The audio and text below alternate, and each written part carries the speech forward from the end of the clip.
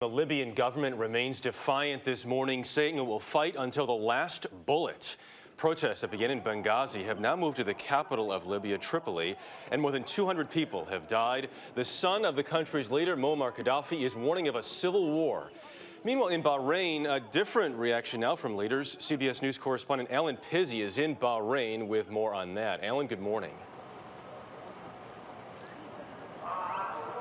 Good morning, Jeff. Well, the offer of political concessions that helped end the violence here is being debated by opposition politicians, and indications are that talks will begin with the government.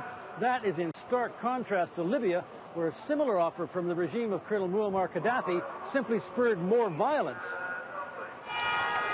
Protesters appear to be in control in the eastern city of Benghazi, where the revolt began, although control may not be quite accurate.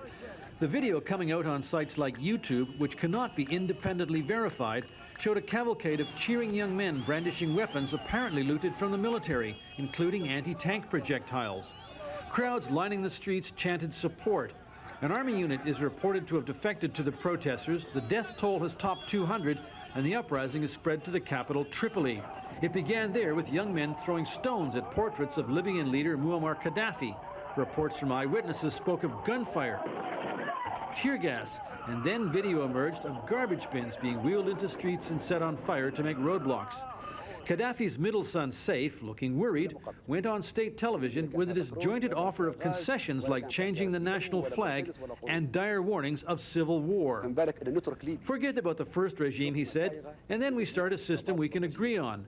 But he also threatened that the military would fight to the last man, the last woman, the last bullet to defend his father, and that rivers of blood would flow.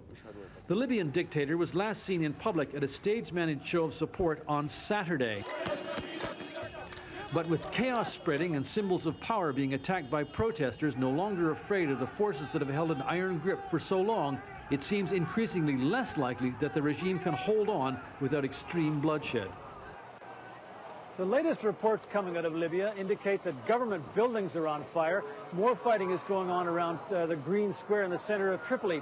BP, the oil giant, says it's pulling its expatriate staff out of the country, and the British government has said it is bringing out dependents, but it is keeping its embassy open. The situation remains fluid, but still extremely violent by all indications, Jeff. All right, Alan, thank you very much.